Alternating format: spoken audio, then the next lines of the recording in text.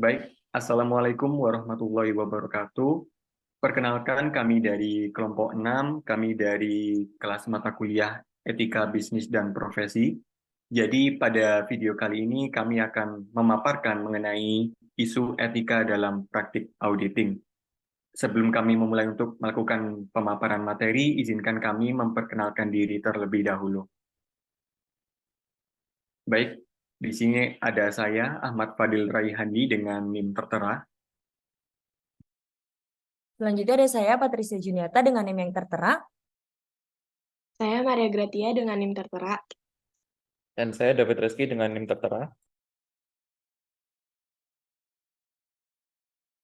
Baik, kita beralih ke pembahasan pertama mengenai konflik kepentingan pada praktik audit.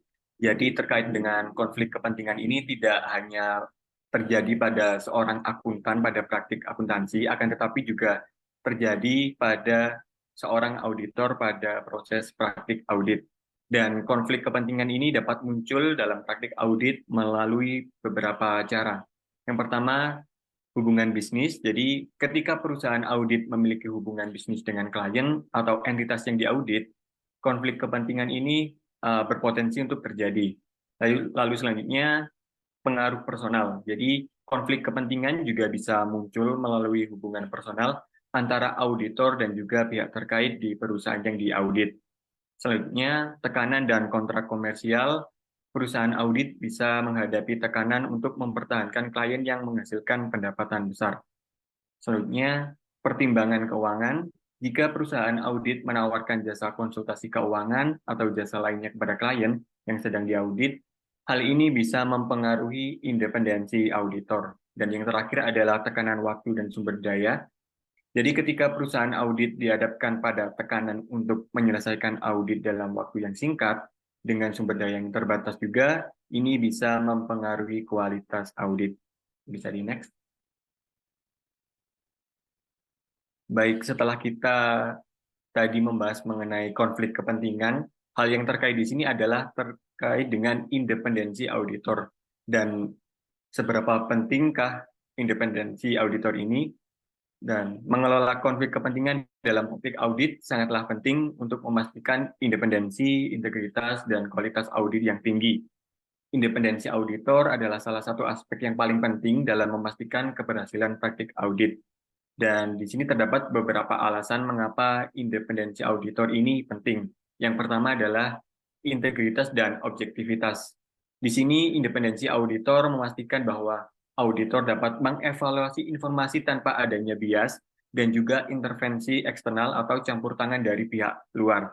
Dengan independensi yang kuat dan tepat, auditor dapat mengungkapkan informasi dengan objektivitas atau dengan cara yang objektif tanpa adanya pengaruh dari kepentingan pihak lain.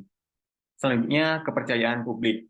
Kepercayaan masyarakat dan juga pemangku kepentingan terhadap laporan keuangan atau hasil audit sangat bergantung pada independensi auditor. Jadi, ketika independensi terjaga, maka laporan audit itu menjadi lebih kredibel dan juga dapat diandalkan.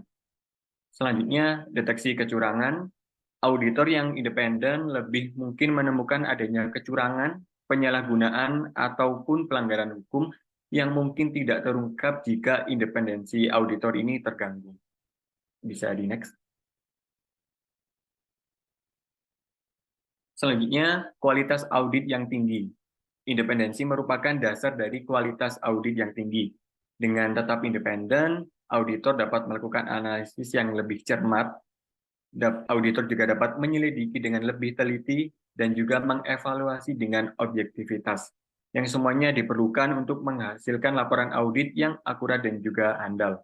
Dan yang terakhir, standar profesional dan etika. Di sini standar etika profesi akuntansi dan audit menekankan pentingnya independensi sebagai pilar utama dalam praktik audit yang berhasil.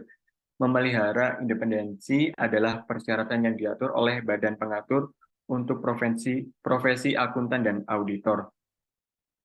Ketika independensi diabaikan, risiko konflik kepentingan muncul yang dapat mengurangi kualitas audit dan mempengaruhi keandalan informasi yang disampaikan kepada pemangku kepentingan.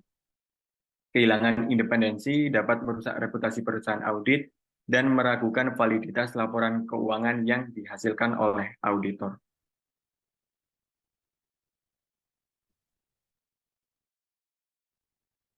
Oke. Baik, penjelasan selanjutnya adalah kita akan membahas mengenai etika profesional.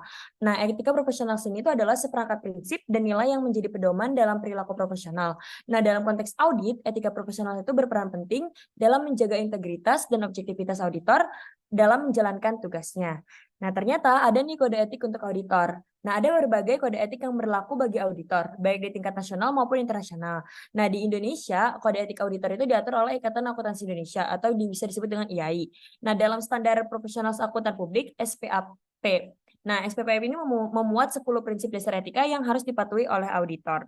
Apa aja sih? Yang pertama ada integritas, yang kedua ada objektivitas, terus yang ketiga ada kompetensi dan kehati-hatian profesional, yang keempat ada kerahasiaan, yang kelima ada perilaku profesional, yang keenam ada kepentingan publik, dan yang ketujuh ada independensi, dan yang kedelapan ada kualitas pekerjaan, yang kesembilan ada komunikasi, dan yang terakhir ada kolaborasi.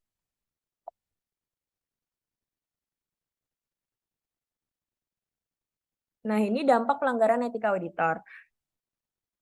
Pelanggaran etika auditor itu dapat berdampak negatif. Nah, salah satunya ini ada reputasi dan kredibilitas auditor. Nah, itu pelanggaran etika auditor dapat merusak reputasi dan kredibilitas auditor sehingga mereka tuh akan sulit untuk mendapatkan kepercayaan dari klien dan penggunaan laporan keuangan. Terus selanjutnya ada keakuratan laporan keuangan. Nah, ini tuh pelanggaran etika auditor dapat menyebabkan laporan keuangan menjadi tidak akurat sehingga dapat merugikan investor dan kreditur. Dan yang terakhir ada kepercayaan masyarakat. Nah, pelanggaran etika auditor itu dapat merusak kepercayaan masyarakat terhadap profesi akuntansi dan audit. Next-nya ada kualitas audit. Kualitas audit ini adalah tingkat ketepatan dan keandalan hasil audit. Kualitas audit itu yang baik dapat memberikan keyakinan yang memadai bagi pengguna laporan keuangan bahwa laporan keuangan tersebut itu telah disajikan secara wajar sesuai dengan prinsip akuntansi berterima umum. Nah, ternyata tuh kita harus menjaga nih kualitas auditnya. Nah, auditor itu harus menjaga kualitas audit dalam hal mengidentifikasi dan mengatasi isu etika. Nah, isu etika itu dapat muncul dalam berbagai bentuk seperti konflik kepentingan, tekanan dari klien, persaingan dengan auditor lain, terus kegagalan dalam mematuhi kode etik. Next-nya, auditor yang tidak dapat mampu mengidentifikasi dan mengatasi isu etika dengan tepat akan berisiko melakukan praktik audit yang tidak etis. Nah, praktik audit yang tidak etis ini itu dapat mengurangi kualitas audit. Nah, praktik audit yang tidak etis itu dapat berupa apa aja sih? Yang pertama itu melakukan kecurangan dalam audit. Terus yang kedua itu memberikan informasi yang merugikan klien. Terus yang ketiga itu melakukan tekanan kepada klien untuk mengubah laporan keuangan. Dan yang terakhir itu ada melakukan audit yang tidak memadai. Seperti yang tadi sudah dibahas, kalau praktik audit yang tidak etis itu dapat merugikan berbagai pihak. Yang tadi ada auditor, klien, penggunaan laporan keuangan, dan masyarakat. Maka dari itu, etika profesional dan kualitas audit itu merupakan dua hal yang saling terkait. Auditor yang beretika akan mampu menjaga kualitas audit yang baik. Oleh karena itu, auditor itu harus memahami kode etik dan prinsip-prinsip etika profesional serta menerapkannya dalam menjalankan tugasnya. Nah, selanjutnya ada lagi kasus, yaitu pada tanggal 19 April 2001, ICW atau Indonesian Corruption Watch menuntut penyelidikan terhadap 9 kantor KAP berdasarkan laporan Badan Pengawas Keuangan dan Pembangunan (BPKP). KPKP tersebut diduga mengalami kolusi atau persengkokolan dengan 36 bank bermasalah pada masa perikatan auditnya sekitar tahun 1995 sampai 1997. Hasil audit ternyata tidak akurat dan bias, dan terjadi pemolesan keuntungan yang menyebabkan masyarakat menerima informasi yang menyesatkan, di mana perusahaan kesehatannya apabila menurut laporan keuangan masih oke, namun ternyata perusahaan beberapa tahun selanjutnya jatuh bangkrut.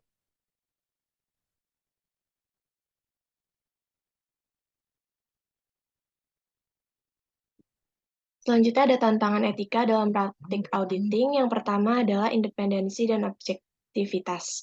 Auditor harus memastikan bahwa mereka tetap independen dan objektif dalam melakukan audit, tanpa memihak pada klien atau pihak lain yang terlibat dalam proses audit. Yang kedua ada ketidakpastian. Auditor seringkali dihadapkan pada situasi di mana informasi yang diberikan oleh klien tidak cukup atau tidak dapat diverifikasi dengan pasti. Auditor harus membuat keputusan etis dalam mengatasi ketidakpastian ini. Yang ketiga, ada keteguhan terhadap klien. Auditor mungkin merasa sulit untuk menghadapi tekanan dari klien untuk tidak melaporkan temuan atau kesalahan yang signifikan. Lalu yang terakhir ada ketidakpastian hukum dan regulasi. Auditor harus memastikan bahwa mereka memahami dan mematuhi semua peraturan dan regulasi yang berlaku dalam praktik audit mereka. Keputusan etis harus diambil ketika ada ketidakpastian dalam interpretasi aturan-aturan ini. Jadi next. Lalu di sini ada peran badan regulasi dalam praktek audit. Nah, badan pengatur dan regulasi ini memiliki peran yang sangat penting dalam mengawasi praktek audit dan etika di berbagai negara. Beberapa perannya yaitu yang pertama ada mengembangkan standar profesional. Badan pengatur dan regulasi mengembangkan standar profesional yang harus dipatuhi oleh para auditor. Standar ini mencakup prinsip-prinsip etika, metode audit, dan laporan keuangan. Yang kedua ada akreditasi dan lisensi. Badan pengatur memberikan akreditasi dan lisensi kepada firma audit dan auditor individual yang memenuhi persyaratan tertentu. Hal ini memastikan bahwa hanya mereka yang memenuhi standar tertentu yang diizinkan untuk melakukan audit. Lalu yang ketiga ada pengawasan dan pemeriksaan. Badan pengatur melakukan pengawasan dan pemeriksaan terhadap firma audit secara teratur untuk memastikan bahwa mereka mengikuti standar dan etika yang berlaku. Mereka memeriksa praktik audit, dokumentasi, dan kepatuhan terhadap aturan dan regulasi. Dan yang terakhir ada penyusunan kebijakan dan regulasi, yaitu Badan Pengatur dan Regulasi ini merumuskan kebijakan dan regulasi baru untuk memperbarui yang sudah ada sesuai dengan perkembangan pasar dan praktik bisnisnya. Hal ini itu mencakup aturan-aturan terkait etika, transparansi, dan akuntabilitas dalam praktek audit.